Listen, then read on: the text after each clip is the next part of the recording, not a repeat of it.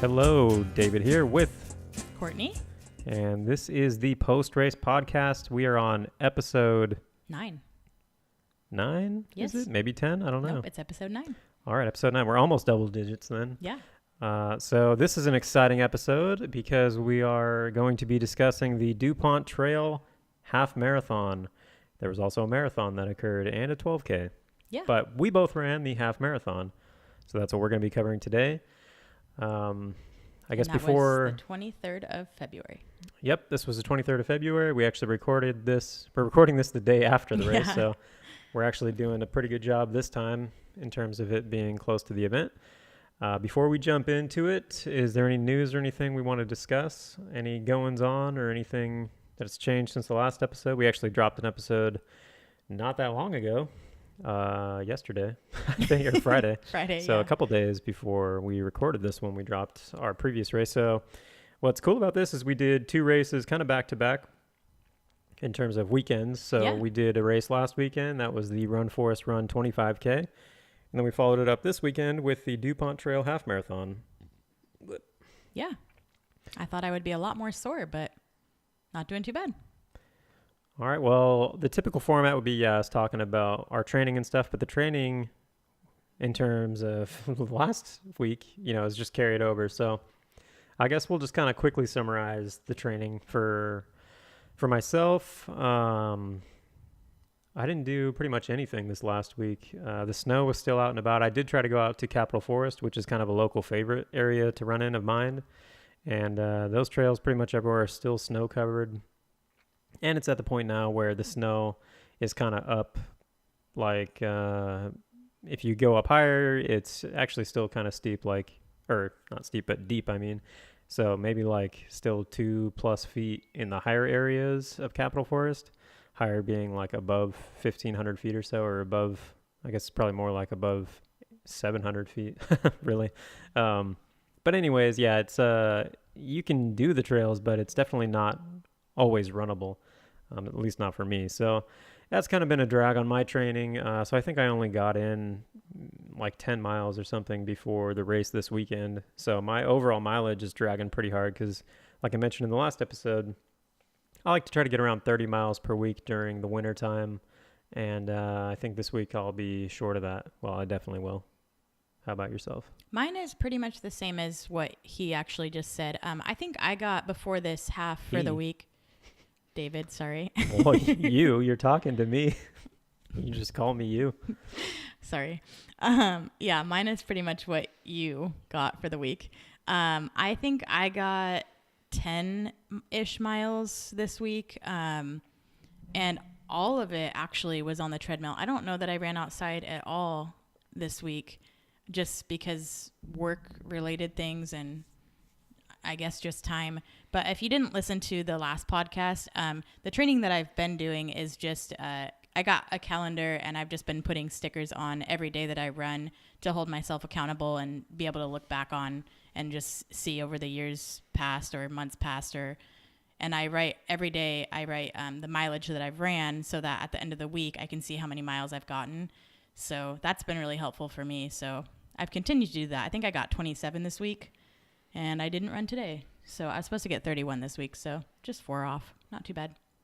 Yeah, it's more than I did. What have you done in the past for training prior to using this calendar sticker method? Literally no. I mean, just whenever I felt like run. And that did not work well for me at all. Like I had a plan in the beginning training for my first 50K. And I didn't stick to that at all. I did whatever I wanted, whenever I wanted. And it didn't go well for me. So I couldn't really see how many miles I mean, I could on Strava check how many miles I was running a week, but it wasn't something that was like physically in front of my face. So it didn't go well.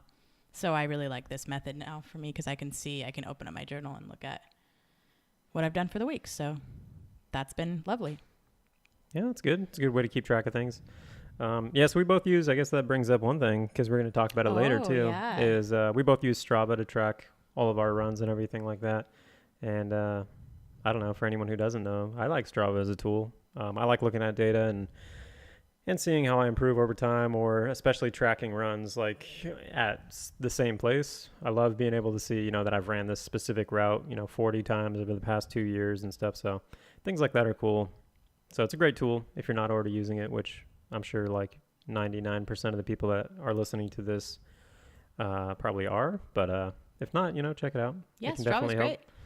great. What's funny is I actually started it out maybe before we jump into the race itself, because not the most interesting race, I guess. I would say how I got started running, what I was using in terms of like data and tracking or logging. Is that what we did? Yeah, I was definitely using Map My Run, which is just an app on your phone. And I actually really liked it. It worked great. It did everything I wanted it to. So I wasn't using a watch or anything like that. I was just using the actual app to track my runs on my phone. And then I actually did that for probably close to a year. I loved Map My Run. I think I only switched to Strava because you said it would be more beneficial Well, for what I was doing, I think. I can tell you when you switched, but basically I don't used Map My remember. Run, yeah, for probably that first year. But at the time, so I was originally just training to do like a half marathon, and then I ended up doing more than that later. But my original goal was just a road half marathon, which was the Lake Fair half marathon out here in Olympia, Washington. I think it was like 2013, maybe 2014. 2014. So yeah, like 5 years ago. That's crazy. That is crazy. It doesn't feel like I've been running for 5 years. It like doesn't that. feel like my half on the road was 3 years ago, which is weird. Yeah. So, anyways, yeah, I was using Map My Run exclusively. I didn't have a watch or anything like that. I actually used Map My Run for that race too. Oh, yeah, because we would hold our phones on us. Yeah, I would just use a I phone forgot that we did that. armband. Which, funny enough, now that I have a watch, I still carry my phone with me to listen to music and things like I that. forgot that we were doing that. But yeah, so I used that even for my race. And it wasn't until, I don't even know if I did have a watch for my second half marathon that I did. So I did that half marathon, and then we did a couple of kind of dinky races. Like we did a 5K, Glow in the dark. glow in the was- dark. Oh, Oh no, maybe it was glow in the dark, Grow but it for- was glow in the dark. yeah. But yeah, the name was glow in the dark. You're right. It's a mushroom farm festival race. And sometime around there, I bought a Garmin 235. Oh no, a Garmin 225. No, a Garmin 220. I think is what it was. Maybe it was a 225. Man, But anyways, weird. it didn't have a heart rate monitor. The battery life was really bad. Like the GPS was probably less than 6 hours, I would think. Definitely no more than 12 hours, anyways. But it got me through. It got me through it. And anyways, it was when I got that watch that I stopped using Map My Run, and very near there, I switched over to Strava because it just synced with the watch better. I don't even remember if it had. Did it list I don't think. that I don't as- even know if Garmin had an option to sync automatically with Yeah. Map My Run, so that might have been why I switched over. But Yeah, that's what I was going to ask. I think Strava did. So what I Mhm. was doing initially was I was going from Garmin, syncing to Strava, and then syncing to Map My Run from Strava, because I still liked Map My Run, and I had no friends or anything on Strava yet. And so anyways, yeah, I did that. I probably didn't even use a watch for the first year and a half to 2 years that I was running. And back then, I mean, yeah, a long run to me back then was like 8 miles or something, or 7 miles. And, I had ran over 10 miles only like once or twice in my life. And So that then- first half marathon went really bad, by the way, for me. I blew up. I was like running. That was back when I still thought like, yeah, I should be fast. And I think I was mad at myself for like only being able to run like sub 8-minute miles. I was like thinking I should be running, like mid fives or like at the worst low sixes. And so, I did really poorly train. Like I had a really bad training block that wasn't structured at all. And all I would do every run was like I would run anywhere from 1 to 5 miles as fast as I could. And so I would run, like say I do 3 miles and I'd be at like a 6:50 pace and I'd be dying the whole time.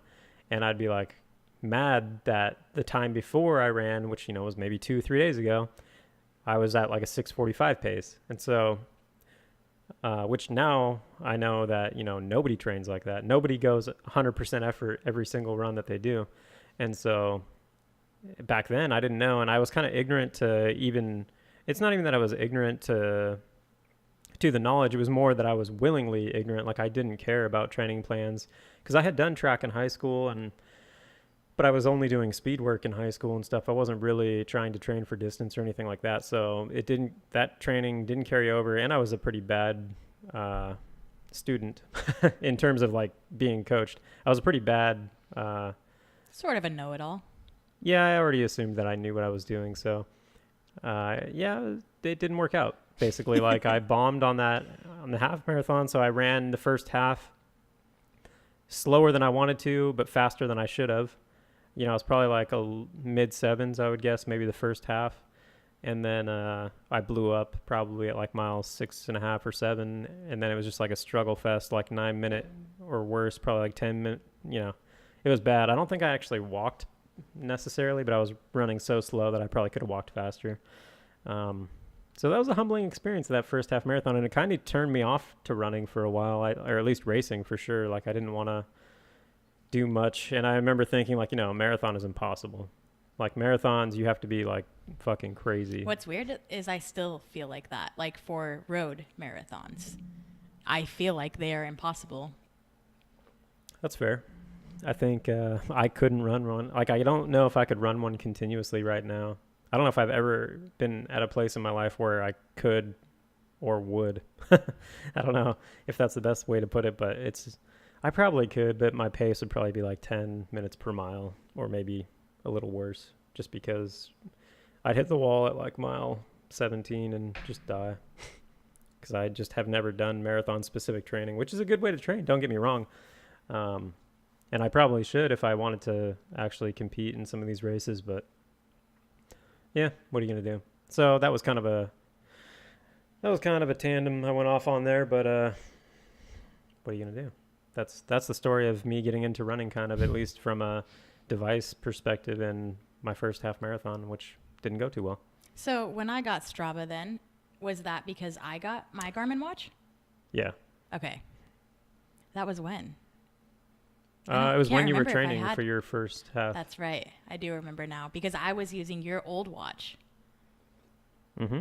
And I was using Strava though with your old watch. Yeah, sometime around that. Yeah, you started using a watch, or I mean, you started using Strava when you got a watch too. Yeah. Because you kind of had to, I think. Yeah. So yeah. So 2016 is when I started, I think. Something like that. Yeah. So, anyways, I guess we could talk about the race. Before we get to the actual race itself, let's continue with the proper structure we have laid out here. So, our race goals. Well, I guess, okay, so race overview, first and foremost, which we probably should have done in the very beginning. Yeah. But anyways, so we kind of talked about it already. But anyways, it's the DuPont Trail Half Marathon. It took place on Saturday, February 23rd, 2019. It's located in Sellers Park, DuPont, Washington. And again, they have a marathon, half marathon, and a 12K option. And the 12K is new this year. They didn't offer that last year. Good to know. Didn't know that. Didn't care. But good to know. And then it's put on apparently by the DuPont Trail Marathon Association. I mean, on their website, it's kind of hard to find who the actual race directors are. But anyways, that's kind of what it looks like from the website. Very, very small race. Yeah. I mean, small vibe. Yeah. Like you can tell it's not organized, by a big company that's doing this frequently. I think they put on, like 3 or 4 races a year, if that, and they're all very local, very small. So yeah, it's a small little race here in DuPont, Washington. And so it's the half marathon that we did is it's a weird kind of out and back with a little bit of lollipops thrown in there. I'd say it's a little tricky if you don't know the area. It's definitely a little tricky to follow the route. It can be. And so there's about 1,000 feet of climbing throughout the whole thing for the half marathon. And the marathon is just 2 loops of the same course. Oh, God. And the 12K is just out and back on one section of the half marathon. So that is kind of an overview of the race itself. The terrain, they call it a trail race. It's a bit of road and trail, or more I like... wouldn't call it a trail race. Yeah, it's more like, around here, the Chehalis Western Trail which is essentially very a similar. paved bike path. Yes, more like a paved bike path. So I would say, okay, so I'll give them some credit. It's not entirely paved. There are some. Are you kidding me? What are you doing? We Our have a cat is currently on the table with us, so blocking the whole camera. Oh, she's fine.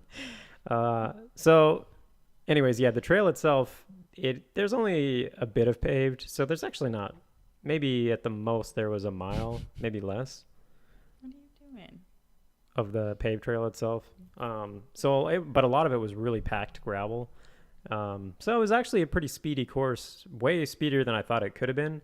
And had I known that, I might have tried a little bit of a different strategy for running it. But yeah, it was. You could have worn road shoes. Yeah, and a lot totally. of people did. So Yeah. I was wearing, the Ultra Timp. Well, we'll talk about it later. But yeah, I was wearing the Timp 1.5s from Ultra. And that was overkill for sure. There was like maybe 1 mile total that you needed trail shoes. And yeah, so you probably could have just suffered through that 1 mile if you had just normal, running shoes on or road flats or something. So, but yeah, that's kind of the overview of the race itself. What was next there? We got race goals. Yep. No? Did you have any goals? I did have a goal for this one. So actually, I went off of Strava, and on Strava, they estimated my finishing time. Ultra sign up? Or why did I say Strava? We were talking about Strava. That's why. I'm sorry. On Ultra Sign Up, yeah, they estimated my time being 3 hours and 30 minutes or 3 hours and 29 minutes. Right. And for those that don't know, you can actually, it depends on the race, I guess. But what Ultra Sign Up does is once you register for the event, it'll take some of your historical data and the data from the race, assuming there is data from the race from past years, and it'll project your finishing time for this year. So that's what she was looking at. So you could look at that for most races that you sign up for, assuming they've occurred for multiple years and you've done more than one race. And that's actually not something I typically look at. I think David might have been looking at his, and then I was just curious what mine would be. I don't know that I've ever looked at that before, but yeah, so I went off of that, and it was 3 hours and 29 minutes. And so my goal was to try to get under 3 hours. So try to shave off 30 minutes from what it predicted I'd be under. So that was my initial goal. Yeah, and my goal, I really didn't have too good of a goal. It was more the race itself. I wanted, because again, this was more of like a training run, especially because we just ran the week before. So, I mean, I wasn't going to race super hard, but I still wanted to give it a good effort. And really the goal was to just kind of feel steady.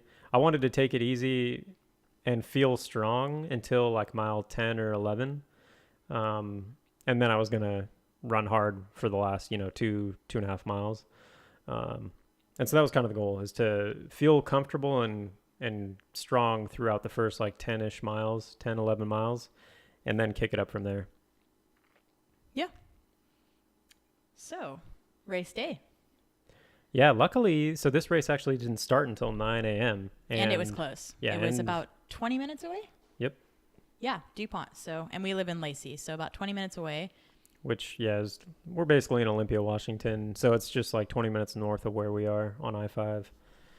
And it's pretty much just right off the freeway. I mean, it's a couple minutes off of I-5. So it's really, really easy to get to. The parking kind of sucked. Yeah, the parking was weird. And they also didn't direct you well at all. It was a police officer who acted like he knew everybody and didn't care to tell you where to park. It was just kind of like, hey guys, like, yeah, we rolled up. We rolled up and he's like, yeah, you guys here for the race? And, we're in running clothes and stuff. And we're like, yeah, we're here for the race. And he's just like, all right, well, park where it's legal. Yeah. And I'm just like, we're not familiar with the area. So. Yeah, I'm just like, I don't even know where the race is actually taking place at, because the cop was standing, a little bit before where you would turn off or anything. And he's just like, yeah, park where it's legal. I'm like, for one, I don't know where it's legal to park around here, I guess. And for two, where is the race actually happening? I think it's in that park over there, but and then they had people directing. And I mean, she was trying to do a good job, but it was weird because the place that they had people directing cars, they just kind of parked anywhere, so it wasn't directed well. Show. Yeah, it wasn't directed well at all. So she was a nice lady, but it was really weird, really odd parking situation. Yeah, so from an organizational standpoint, the morning was a little weird. Which you could tell made it seem like they they didn't put on very many races. Yeah. Which, whatever. I mean, it didn't really matter too much because it's worse, I think, when you're, and I'm sure a lot of people have experienced, like when you go to a trailhead for a trail race and clearly, the parking is not suited for the amount of people that are attending the race. Yeah. And it wasn't necessarily like that, which I've gone to races like that before. And those are kind of stressful. Yeah, it's kind of annoying because it's like at that point, really, they should just be shuttling people rather than, just saying, hey, guys, carpool. Make sure you carpool. And then you show up and it's like, yeah, the closest parking is like 2.5 miles away. Yeah. Or you're like parking on the teetering edge of some forest road. And so at least it wasn't like that. So could have been much worse. But it was still just a little weird because they weren't really directing people. It was like you probably didn't need those volunteers spending time out there doing that when, I don't know. So, but, we got parked quite a ways away from the start of the race. Yeah, it was maybe like 10-ish minutes or so walk. And so the morning that the whole time we were driving up, it was pouring rain / snow. It was like a mix of the slushy sleet. And it was recommended to rain until noon. So that was, which the race started at 9. So it was saying it was going to rain until noon. So that would have been really bad. Luckily, this didn't happen. It rained for probably the first, would you say 10 minutes or so of the race? Oh, God, yeah, I don't even know. It really wasn't, it almost stopped. Immediately. Yeah, luckily. But on the drive, yeah, it was scary. I mean, scary in the sense that I was just like, man, I don't want to deal with this really for, like 2 hours. We had pretty sour attitudes for this race going into it. We both kind of didn't want to do it, or I was like, my attitude was piss poor. I was 1 second away. Like here's an example. It didn't help because were you going to talk about the truck? Well, no, I was going to say, like, if we went to the packet pickup and they were like, yeah, you need your ID, and your ID was in the car, I would have been like, yeah, we're fucking leaving. Like, I'm not going to walk all the way to the truck and then all the way back. Like, I'm just leaving. And I felt kind of bad because we were like on time. We had about 20 minutes before the race started. We parked quite a bit of ways. And I knew we weren't going back to the truck, but he had said something about going back to the truck. But in my head, I was like, I'm not going back to the truck. And he didn't bring his vest that he wanted to wear, and he didn't bring water. I brought my vest. I thought you said you wanted to switch. No. Okay, well, he didn't bring water, and there was something else that he didn't bring. But he instantly was like mad because... Well, no, I said, yeah, so I was saying that if I wasn't going to bring water, I wouldn't have worn a vest. That's what I meant. So it's like I didn't bring water, which kind of sucked because the aid stations were a little far apart, or at least they listed that they were far apart. Yeah, it was like every 5-ish miles or something. Yeah, so on the website, it had said there's an aid station at mile 5 and at mile 8, I believe, or 9. Mm-hmm. And so, it's can be nice to drink. I mean, I don't really need to. Typically, like if I were to do a training run and it was like under 8 miles, I probably wouldn't bring water this time of year. But when you're going faster, you get thirsty. Yeah, that's true. Like I would have liked to have carried it. So anyways, sorry, continue. So yeah, the weather was crap. But as soon as we started it was fine. We both ended up wearing rain jackets. I wore a really nice jacket, probably not made for running, but the North Face. That baby was made to run in. It is? I thought you said don't run in it and take it off when you run. No, I mean, yeah, so it's this North Face, like, specialized Gore-Tex that's supposed to be breathable. I definitely stayed dry in it. I don't know if it was breathable, but I was definitely dry. Yeah, I talked about it in my 100 miler gear recap. Is that recap. what you wore? I wore it at night in my 100 miler. So the jacket itself, it's this special North Face. It's a special kind of Gore-Tex. I forget what they call it. Feels like a garbage bag. Yeah, definitely. But I mean, I've actually thrown it through the wash a couple times and everything, and it just is totally waterproof still. And I've used it for probably like half a year now. And yeah, it's really good at keeping you dry, but it is not that breathable. Not at all. Even though they claim, North Face claims that it's very breathable, it is not, which is, was not a big surprise to me for a jacket like that. I mean, I've never found a jacket that's really waterproof that is breathable. They just, it's pick one or the other. So basically, it kept me dry for it'll do that, the couple of minutes that I wore it. But if you start running and you're going to start sweating, you have to kind of take it off. And we'll talk about that. So yeah, but anyways, to sum it up, in the morning, the weather was bad, the attitudes were bad. Yeah. I felt guilty. Well, I don't know if guilty is the right word, but I definitely felt kind of shitty about myself as I was starting to run, because I was like, man, I'm out here, I'm getting to do this, I'm with you. Things could be a lot worse than they are right now. And the sun was starting to come out, and I was just like, man, I feel dumb for being such a little baby about, the weather in the morning and stuff, when it's like I'm lucky enough to get out here and do this. And just the small things that you kind of like, like the parking situation and things like that, where I'm just like being grouchy over it. And you kind of put that into perspective, and, you just kind of feel grateful for what you're able to be doing right there, because, I mean, realistically, not a lot of people in the world can, like, on their free times, just go pay to do races here and there and whatever. And so, yeah, if, the weather being kind of bad on a day that I'm getting to race in the morning is one of my bigger issues of the week, then it's a pretty good week. So. And honestly, I think the reason I was so sour was because I had to work afterwards. And so I was just like a little annoyed about that. I don't think it was necessarily the race itself. It was just the fact that I was like thinking about, I have to work after this. So. Well, and I'll sit here and say that I was grateful for things, but I'll tell you what I got pissed about. What? People cheating. Oh. But we'll talk about that in a minute. Yeah, that was bad too. So anyways, that's the morning leading up to the race. The weather was looking bleak. Attitudes were poor. But on the verge of turning around. And so we pretty much just sat in an undercovered area right before the race. Which was nice that they had that, because it would have been a lot worse had they not had somewhere where you could stand under. Yeah, so we just sat underneath that covered area for a while there, and kind of conversed a little bit with people and just hung out, and it actually wasn't too bad, and it looked like it might start clearing up. And so it was like, all right, well, maybe today won't suck after all. And another big thing was that there was not snow on the ground. Oh, yeah. That was one good thing. There was no snow, which for us had sucked running for the past couple of weeks. So, that was pretty good. So anyways, 9 o'clock comes and the race starts.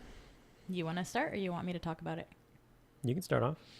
So for me, I started off, like I said, I was wearing that North Face and quite a bit of other gear, which we'll probably talk about towards the end. But I started and it was raining out, and I had on 2 layers. And so I started the race, and I had gone to the bathroom before we left the house, but for whatever reason, I always get super nervous before a race, and I just always have to go to the bathroom. And so I had to go pee so bad. And so that first mile, I was kind of mad that I didn't go to the bathroom, because all I could think about was, I have to go pee so bad. And so I kept trying to look on the trails to like see if there was a spot that I could jump off and go. But there were so many people around me that it was just kind of like, oh man, like if I step off, someone's going to see me and I'm going to have to go way out. And so that's kind of all I thought about for the first couple miles. But for that first mile, I was so hot from that jacket because I was running and it wasn't raining out. And so I kept I wanted to stop to take it off, but I also didn't want to lose my place in where I was running, because it's kind of crucial to be, you don't want to like walk in the beginning of a race, and it was flat. So I didn't want to just stop and walk to take my jacket off. So I kept trying to tell myself, okay, like at a mile, you can take your jacket off and put it in your pack. So it was so flat in those areas. So I was running, but I was getting so hot from that jacket. So finally the mile came and I stopped and I took my jacket off. And then I kind of met I met a lot of people on that race, but there was a lady that was, she had never done the race before. And I don't know that she'd really ever done any other race. She was just kind of local to the area, and she was already concerned about the getting lost on the course. And we were on a straightaway where it was like you clearly weren't going to turn off, and it wasn't scary, or I don't know. But she was just like, can I just stick with you? Like, if I get lost, I'll just yell your name. And I was like, okay, sounds good. So we ran 2 miles or so until there was a big climb. But so that area, I ran with her for quite a bit. And then once we started to hit the climb, I kind of started passing people, because I always start out at the back of the pack just because I know I'm not very fast and I'm not going to slow other people down by getting in front of them and then walking. So I was at the back of the pack, and we hit that first hill, and I started passing quite a bit of people. And there was these 2 ladies that came up behind me that they seemed pretty eager to get up the hill. And so they kind of, scooted past me. And then about, I don't know, maybe 10 or so steps after that, they started to seem like they were slowing down quite a bit. So I ended up passing one of the girls, And for the rest of the race, the other girl and I were pretty much neck and neck, kind of running back and forth with each other. She'd pass me, I'd pass her. And so the whole time for the first 5 miles, all I could think about was having to go to the bathroom. So I was so relieved when I got to mile 5 and they had a porta potty, which is not normal for races. They don't normally have, well, trail races. It depends, yeah. But I've never been to a trail race where they've had a porta potty at any of the aid stations. So I was incredibly thankful for that. So I used the restroom. I don't think I had anything at that one, actually. So I just used the restroom and then I left and then went on my way. And then this actually was kind of where the cheating started, which I didn't really mention, but there was like a couple that I was running with. And there's like a little loop out and back type thing. And then it's like a lollipop type thing. And on that area, when I was running out, I was about 1 minute or 2 minutes behind this couple. And then I went on the out and back and I came back out and then I saw this couple passing me. And it was like at that point, then I was like 35 minutes away from them. Yeah, because there's a lot of areas on this course where you cross, you see people who are in front of you or behind you because there's a bunch of different out and backs where you're, going out on this little loop and then coming out and back. So there's a lot of little out and backs and lollipops where you're crossing people's paths who you've seen multiple times throughout the day. Well, and what was weird is that they had it marked a little bit, but they had most of the markings on the ground. And it was also in like gravel and it had rained. And so it was like those markings weren't really there anymore.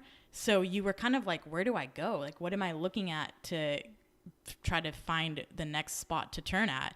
And so they'd have like little pieces of ribbon, of course, but it'd be like one little piece and then an arrow and then that arrow would be gone. Now that's a decent argument in favor of the cheaters. However, let me put in my 2 cents here because this is actually something that annoys me a lot. Yeah. And it's kind of my bigger complaints with the race. And we have talked about this in other races too, cheaters, and why would you do that?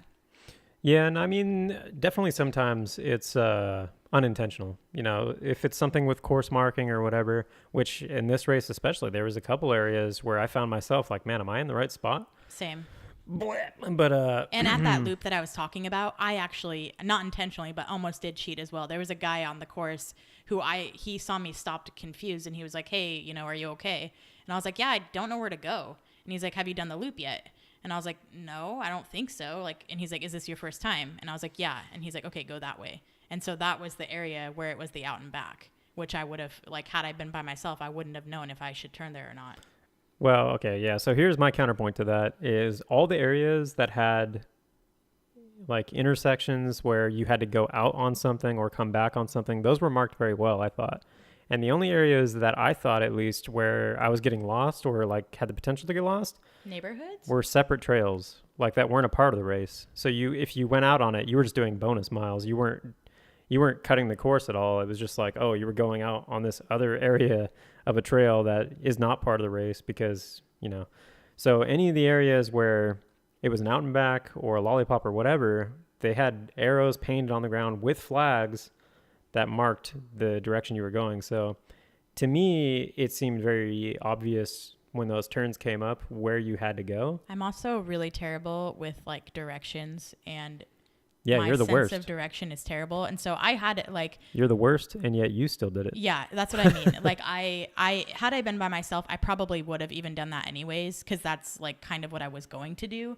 Well, and again, I would say that if you were going to mess it up, you wouldn't mess it up on the out and backs. You would have messed it up in the area, the neighborhood area was especially bad. Yeah, they didn't have it marked. And that was not part of an out and back. That was just if you kept going in the neighborhood, you would have just been going further and further away from the race. So, yeah, that's kind of my little spiel on that. And I would be interested. I mean, so cheaters in general, I guess. So this one is an interesting example because you can look on Strava right now, which I did. You can see that they cheated. It shows you. I mean, Courtney had mentioned, those two people specifically, because after the race, I had told her, I'm like, yeah, dude, it was really weird. There was at least a couple people I saw that, every time I saw them, their pace was slower than mine, and yet they were at the finish line before me. Yeah. So how could that have happened? They had to have cheated, I thought. And she's I like, oh, same say thing. Anything, she's but like, then yeah. I was like, yeah, there was this couple, and I swear, I was right next to them right after I got out of the bathroom. And then for whatever reason, right after that, they were 35 minutes ahead of me, and I don't know how that happened. So Yeah. So I guess my question would be like, what do you think? And this is a question for the listeners as well, or the viewers on YouTube. Like, leave a comment in the comment section below, or, you know, write us an email. And maybe next episode, if anyone, probably nobody will, but if anyone does write to us or say anything to us, if you email us at cathair28@gmail.com. that was cathair28@gmail.com. Yep. I'll be happy to read your comments on the next section, because I'm interested in this. What would you do if you not only felt like people were cheating, but you actually had proof on Strava? Now, proof on Strava, let me define that a little bit better, because, you know, definitely people's GPSs can be wonky or whatever.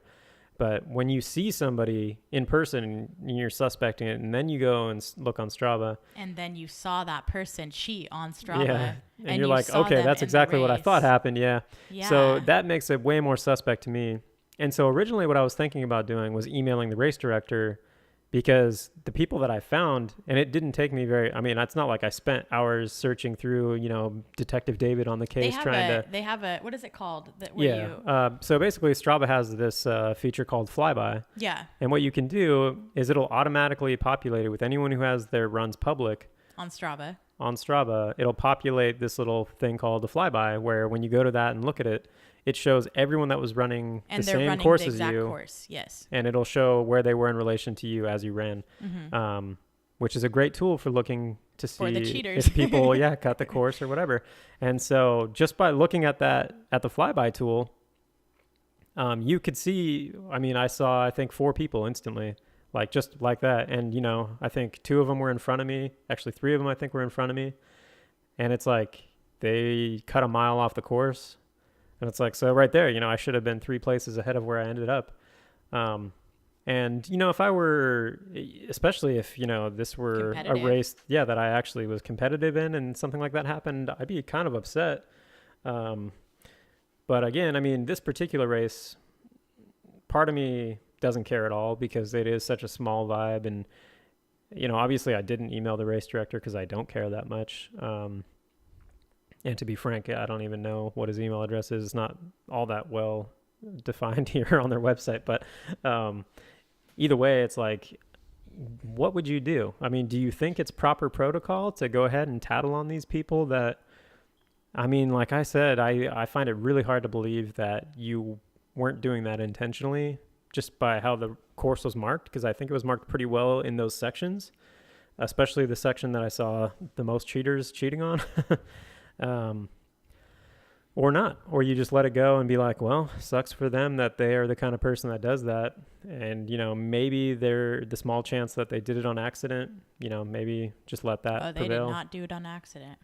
Well, yeah, you just, you know, you're not them, so you can't know that for sure. But like I said, I really... We know one person didn't do that on accident. I don't know. The marathoner? Oh, yeah, that's another interesting one. So, yeah, there was another person who... Actually, the person that won the marathon, they cut the course. Well, the reason that I know that they didn't do it on accident was because it's a 2-lapped course. You have to do the loop. You have to do it like 2 times. So you're doing the same exact thing twice. So on the first one, he did the whole course right. But then on the second one, he didn't do the out and back. Yeah, there was one out and back that he didn't do, which, showed up on the Flyby, interestingly enough. But then he posted on his Strava saying that he got first place and like that it was a really tough course. And yeah, but again, I mean, especially that one where, you know, I definitely wasn't there for that, and the fact that he won, and I think he won by a decent margin. So it's, I mean, who knows? It's possible that it was on accident or whatever, but who knows? It's hard to speculate in those cases, but. And I mean, ultimately, to me, it's like, if the race director doesn't care, then it's whatever. Yeah. I mean, it's just, if I don't know, it's tough because, you know, you do want a race to have some kind of integrity behind it. And if I found, obviously I don't want to do a race that I know people can, if they're willing to, just cheat and be rewarded still for it, because it kind of takes away from what you're doing. Well, and that's why out and backs are so... No, I don't want to say like hard in the sense of like cheating, but it's like that's why an out and back has so many cheaters. Well, there's ways to combat that. I mean, they have to have somebody standing out at the turnaround. But they did for most of these. But they weren't taking numbers of bibs or anything like that. Yeah, like tracking would be a lot more efficient. Well, yeah, you could do chip timing or chip mats or something. But I mean, for a race that was this cheap, I wouldn't expect that anyways. Yeah. But I mean, you could at least have a person at the key points where the turnarounds Well, that's are. what I mean. Like, And you're taking notes of their bib numbers. Yeah. Like that is one thing to deter cheating at least. So yeah, especially where you can just completely dodge, a mile of the course and still place. because that's about what it was. I think the out and back was, a little under a mile, but Yeah. So I don't know. I don't know where I end up on the issue. I guess ultimately I don't care enough to do anything about it or to like tattle on people. I think if I was competitive, I'd say something. But like I said, back of the pack, I'm not going to be the one to be like, hey, this person cheated.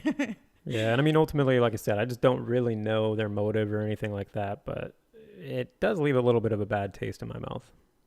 Yeah, Is it what- definitely does. That's how I'd summarize it. So yeah, I'd be interested to hear from the listeners. Like, what would you do if you had data of people cheating and you witnessed what you thought was cheating in person? But the caveat that it's a small town race, and I don't even think they gave away any prizes or anything for first or anything like that. So it's kind of like it doesn't really matter anyways. It's almost like a fat ass, except it's not. It is definitely a race. Yeah, let us know. Be interested to hear what people think. So yeah, at that first aid station, so I went to the bathroom, started running again, and that was actually where I met one of the girls that I ran with the rest of the time. Her name was Tina, and she lived in Tacoma.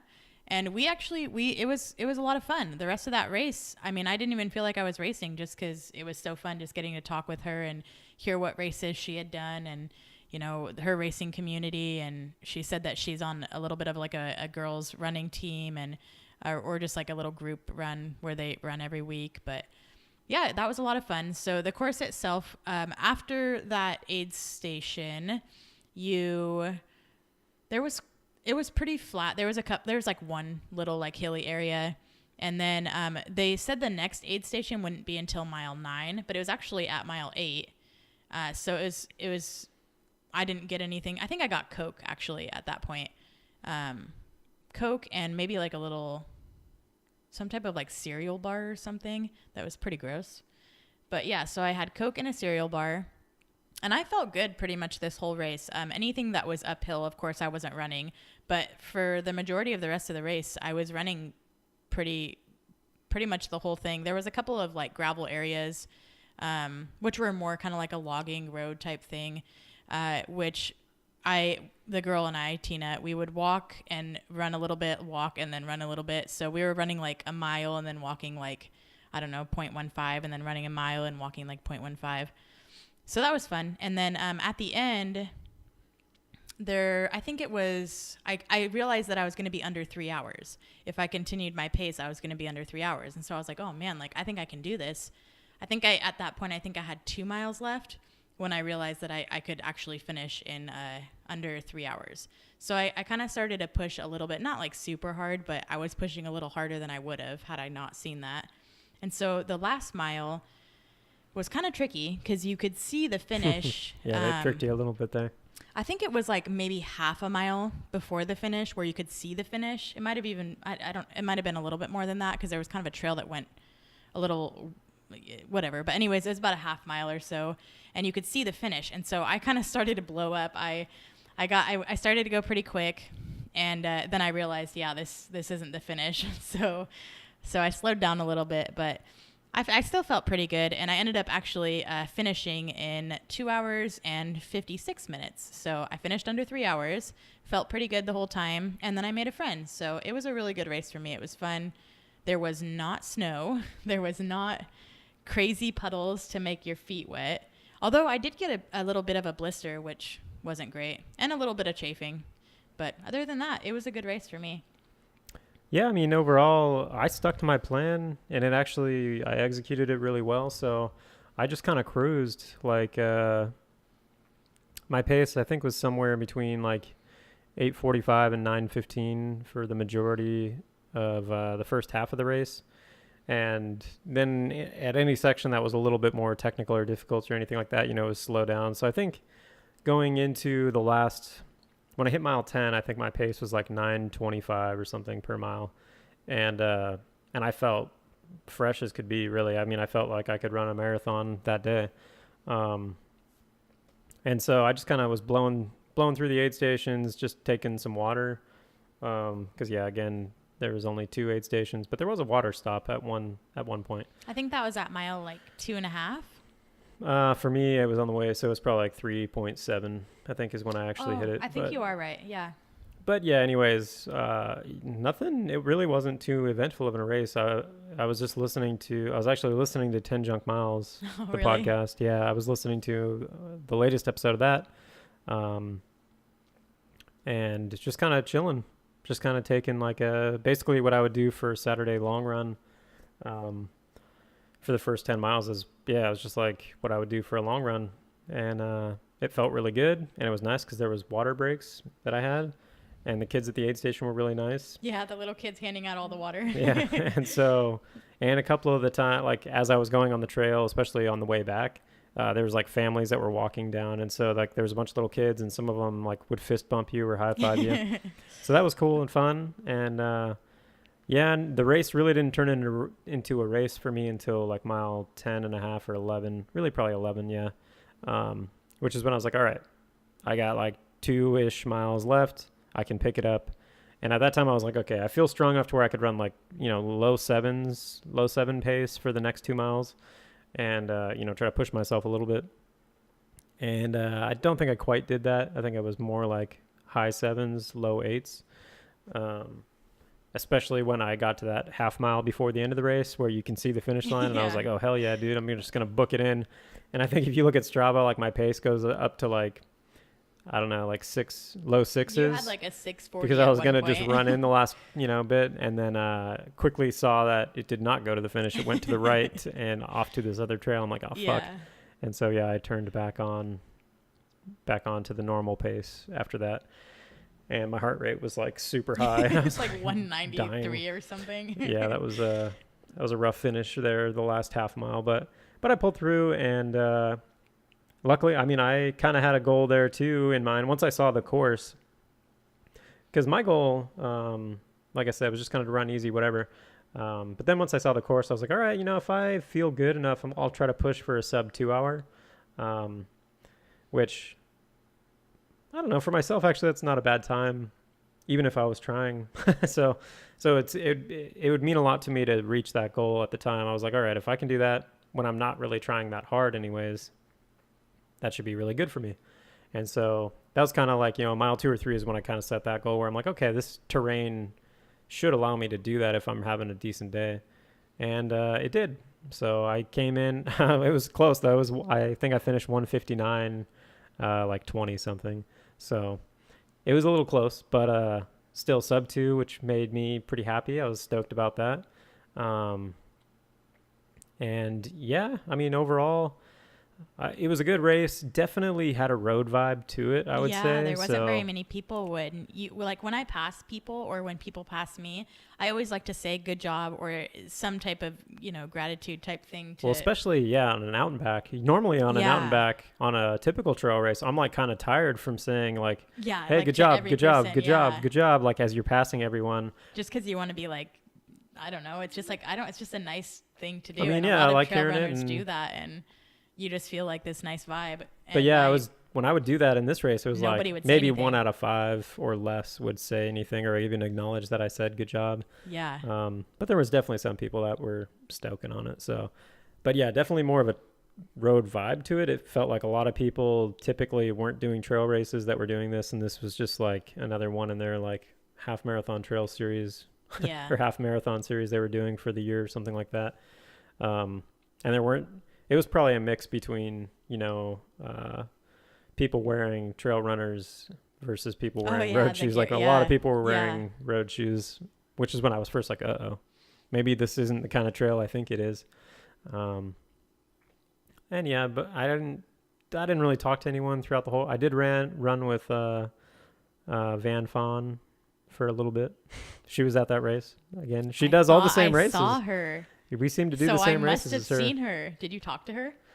No, I didn't talk to her, but somebody in front of me acknowledged that it was her. But I've heard her talk on other podcasts and say that she doesn't like to talk during races and stuff. So I don't want to bug her That's or anything funny. like that. I but swear I was going to tell you that I thought I saw her because when you showed me her, which I didn't know, I still don't really know who that is. for those that don't know, Van Fawn or Van Fan. He says I should know her, but I have no idea. Well, definitely. I mean, for those that don't know, especially if you're a Pacific Northwest native or if you're living here now, she's super pretty too. But he showed me a picture of her, and I was like, I don't know who that is. So she's the small Asian lady who is like, she's just done like every ultra imaginable and tons of them. She Like, must live she- like around us. She or almost does an something. ultra like every weekend, and she's done really well in a lot of them. I mean, she's No, she's that is so funny because amazing. I swear she passed me, and in my head I was like, oh my god, that's that girl that David just showed me. But I was like, no way, like she wouldn't be doing this race. And then you're like, yeah, she was there. well. What So was really I swear funny that was her. is Do you remember? If she was at wearing Run pink? Forest Run. I think she was wearing like a yellow jacket or something. I don't know. Oh, her leggings, I think, might have been. I could be wrong. But when we were at Run Forest Run, I had just listened to Candace's podcast she was podcast. in? Yeah, where she had talked about her time at Moab where she got lost and was delirious and That's her? yeah. Oh my gosh. Okay. I listened to that podcast. I just didn't know the fit. Like, I never. But yeah, she's like done the Triple Okay. Crown at 200. She was at Yes. Bigfoot 100K when I did it. Okay. And I was Yeah, like she's dying crazy. halfway through the race and she just like trots by me, no problem. And Okay. I think she won Bigfoot 200 and has the course record like 2 years ago. Anyways, she's an amazing person, an amazing ultra runner. And she just does all these local races that we do as well. So it was kind of cool seeing her run. She was doing the marathon, I believe. I wanted to say hi, but no way. So on the off chance that she listens to this, hi. And yeah, I mean, that's pretty much it for me overall for the race. Like I said, I had a really bad attitude at the start and I was able to kind of turn it around, probably thanks to the weather. If the weather had remained bad, I don't know if my attitude would have gotten that much I better, think but the same for me as well. I'm glad that, yeah, I did kind of see the light, so to speak. 'Cause I think it's important to do that sometimes. So So you're, what would you do the race again? Would you recommend it? that's a tough one. I don't think I would know. do it again. I mean, I think I would. I'll probably do it next year as well, just because it's a nice little training run type race. I think this would be and it's like, pretty cheap. My only issue is the cheating. Like, I really wish they would agree address with that. Yeah. Because I don't know why. I mean, I'm not even that competitive anymore, but it still annoys me when people beat me Well, when it's they're just kind of not annoying when doing what your I'm time doing. gets like you get affected as well with the like Yeah, I your guess to some placement and extent it your- affects your ultra sign up because it adjusts like the race scores and stuff. But anyway, I mean, I guess I don't really know exactly how ultra sign up scoring works, but if you care about that at all, which obviously I don't think we do. I don't given mine's our like scores. 50%, so Yeah. mine's like the lowest of the low. But no, I think this would be a fun race for me to do with like one of my girlfriends or something. Just like go out and Yeah, it's kind of I don't know if I would call it a great intro to trail running because it does have some cool trails. It does actually have some I'd nice say areas. it's a pretty good intro. It has, Because I mean, like, especially when you're running by the water. If you're like trying to get into trails, this is a perfect race because it's like it has a lot of flat like road. So it's like if you're used to running road, it's got that, but then it also has like some pretty nice trail where it's like it's got a little bit of a steep trail. So if you're trying to do elevation, you got a little bit of that, which isn't much, but I mean it's a little bit. And then it has some trails as well that like more like logging roads, but still, I think it's a great transition into trail. Yeah, you've convinced me, I think. I mean, I don't know. Yeah, I think it would be one that like my friends don't really like to run, but I think it'd be one that like I would take them to if I was gonna try to have somebody run with me. Because it's pretty safe. It doesn't seem like it's in neighborhoods and. Oh yeah, I doubt you're gonna run into animals or anything like that on this. And you get to see some of the sound, which, I mean. Yeah, don't get me wrong. I mean, there's definitely some sections that are really pretty on this. So Well, and oddly enough, Yeah. I actually had done this before. Not the whole course, but there's an area. I guess it's just called DuPont Trail. I'm not entirely sure, but I in 2015, some of my friends from work, they lived there and said that they wanted to go on some trail that they always walk on. And oddly enough, when we started running it, I was like, man, this looks really familiar.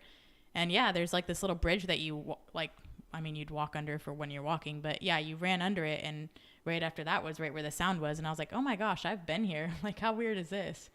Which I never would have thought that, I don't go anywhere. So, so it was cool to be on a trail that, I did a race at, but yeah, so that was fun.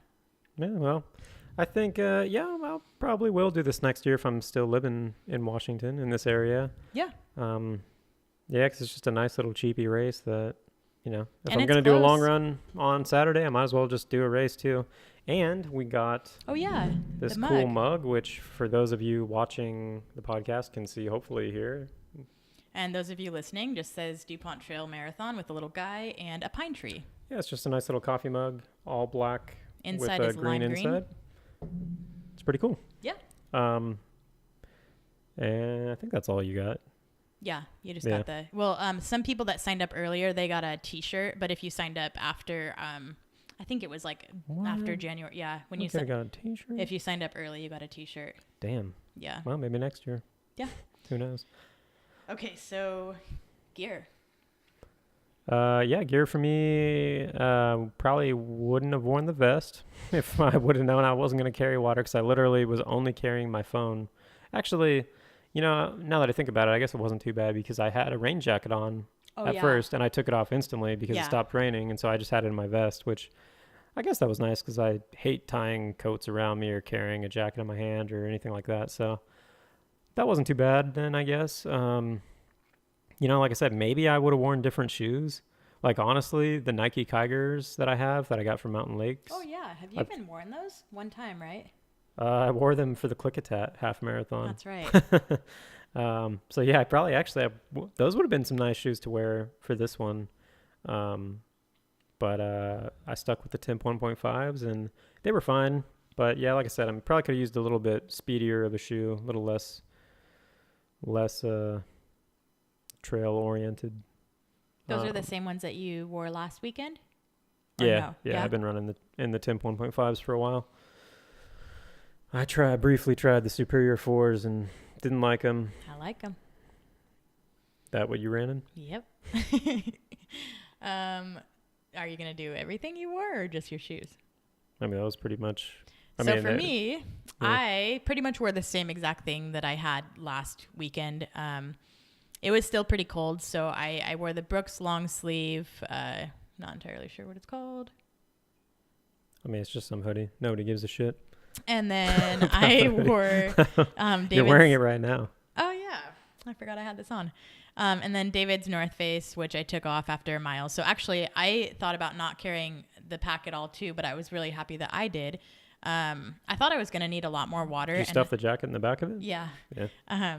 I thought I was going to need a lot more water, and I carried water with me, and I actually hardly drank any of my water. I don't think the first aid station, I didn't get anything from either, and I hadn't drank water yet. So, I probably could have done without the pack, but it was nice that I had it so that I could stuff my coat in there as well, which I thought was going to, cause me to chafe since I was sweating so bad, but I did good. No chafing on that area. So, and then, yeah, my shoes, Superior 4s, they were great. I love those shoes, which I'm really surprised that I like those shoes. They just seem to work really well with my feet, which is weird, but I don't know. They are a great shoe. And Tina, the girl that I was running with, she actually was asking me about them because she was wearing, what are the ultras that I have, just the road? Escalantes? Yeah, that's what she was wearing. Oh. She was wearing the Escalantes. Kind of some thin boys. They were pink, the pink ones. And she said that they were just like her gym shoes. But yeah, so she was wearing those.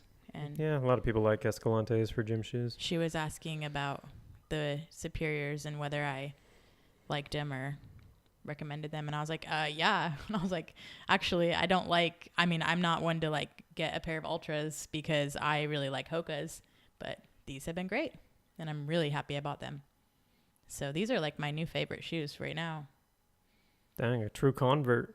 Yeah, I mean, I still From love Hoka to Hoka, and I Ultra. still love my Hokas that I have. Which is but what, the Challenger ATR 4s? I think so. I Yeah. know so. Yeah. I know it because I bought them. Yeah. Well, you didn't buy the pair I have now, but you did buy the new ones, like the first pair I had. But yes, so those, I wore those. They were great. And then just some leggings that I wore in the last, some winter leggings, New Balance. And yeah. Also mine. Yep, I wear all of his gear all the time. I think the only thing that I was wearing that was mine for this race was some Darn Tough socks that I had just bought and my shoes. Because I wore his coat, his shirt, his pants, My vest. and his buff, and his and his vest. Yeah, so.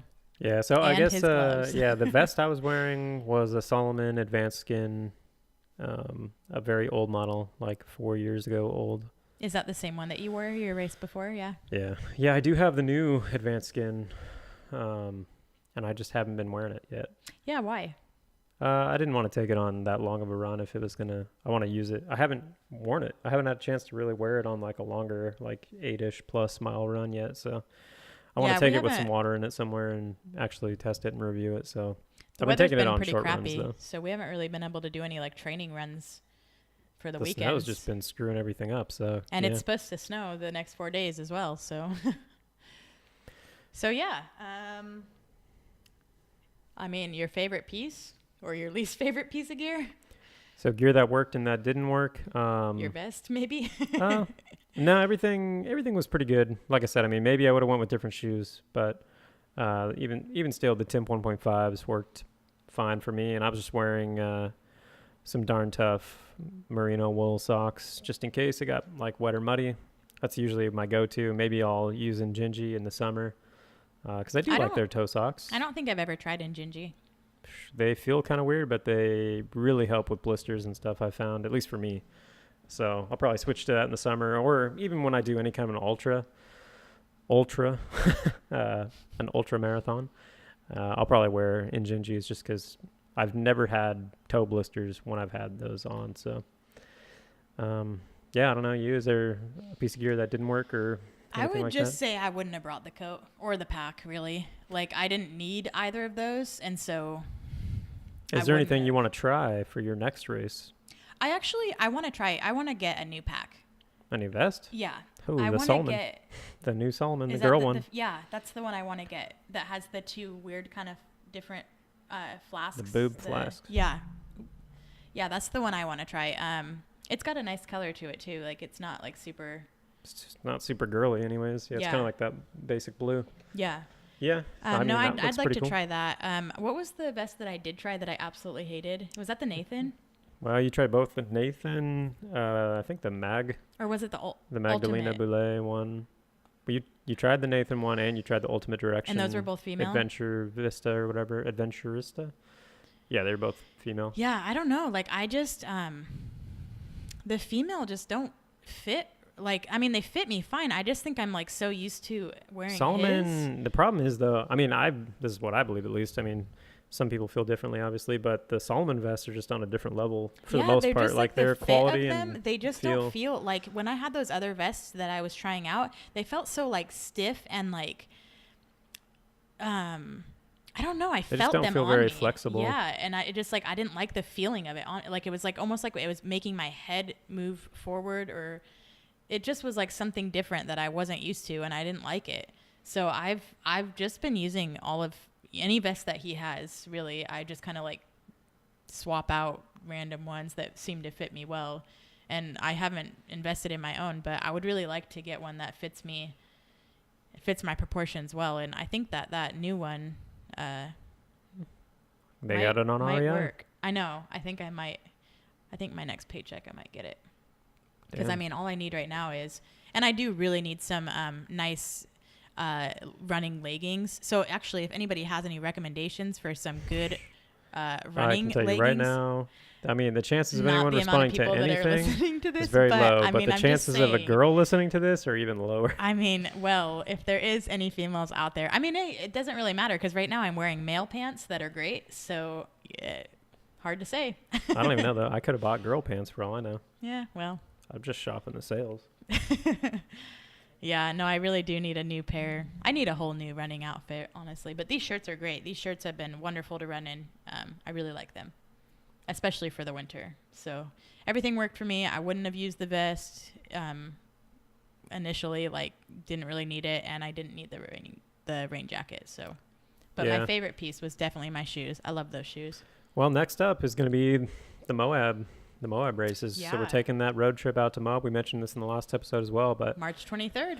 yep. So next month, exactly a month after this race, actually, Yeah, we'll be 'cause this was running. the 23rd of February. Yep. Yeah, the Behind the Rocks 30K in Yep. Moab. And we're both doing the 30K. Yeah, I was originally going to do the 50K, and then I dropped. Well, I didn't drop down. I just didn't sign up for the 50K. Well, we're going on vacation too, so I'm sure that was like one of the bigger things that he didn't want to be like. Yeah, I didn't. I've done that before. I've Yeah. done actually 2 Moab. I did Yeah. that at the Arches 50K a couple last year, and when you haven't done an ultra in a while, and you go and run an ultra at the beginning of your vacation, it kind of makes you feel a little shitty for the next couple days. So. Yeah. So a 30K should be a nice little, good training And a step. 30K for me, I think might be pretty. I don't know what the elevation is on this. I should have probably looked that up, but Don't yeah. know, don't care. I'm excited for this one though. Yeah, this should be Should super be really fun. pretty. And again, yeah, we're probably going to try to do a special episode that encompasses that trail race, but also the whole trip. Because like I said, this is kind of a runcation where we're going to go running in a couple different spots. Maybe Sedona, Arizona, Ooh. maybe Flagstaff. We'll see what the snow is like. Hopefully. The snow right now there is bad. Oh yeah, hopefully the snow chills out. And if Yeah. it doesn't, maybe we'll go somewhere else. I don't know. Yeah, because I want a hot place. I didn't want to go to a place that's going to be chilly with snow. Maybe old San Diego.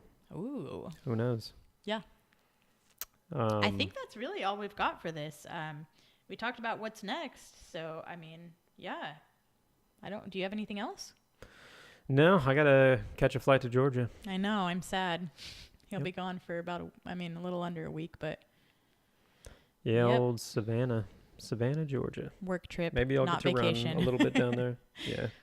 Yep, it will be for work, unfortunately. So, well, fortunately, I don't want to go there if it wasn't for work. So, yeah. But, yeah, like I said, maybe I'll get to run. I don't know. Probably not. But, You gonna pack your running stuff? oh, You yeah. said that your stuff is. I mean, I will probably go on a treadmill if I have to, but I'd prefer to run around the area if I can. So, yeah. All right. Well, let's wrap this baby up and call her a night. Yeah. Thanks So- for watching and listening, guys. Yeah, thanks for watching, listening again. I Yeah. urge anyone who's still listening, please email us and let us know what you think. Oh yeah, cheaters. What do you think? Or leave a comment if you're watching this on YouTube. What would you do if you had the information, the data that showed these people cheated? I mean, we have it, and I'm not gonna do anything. Oh, no, I'm not doing anything. But I mean, you could comment. You could comment on that, on their run and be like, hey, cheater. Yeah, and I mean, I could like that guy. I mean, that got first place. I mean, you could totally say, "Hey, we looked at your Strava, and you didn't go on that out and back the second time." But Yeah, to be fair to him, he did do extra in the beginning for some reason. But Oh, either way, really? if I'm a race director, it's like, yeah, you didn't do the race, the full I actually course, didn't know but that. I didn't see that. Strava yeah. tells all. Yeah. That's Asterisk not by that too, yeah, I entirely mean, true.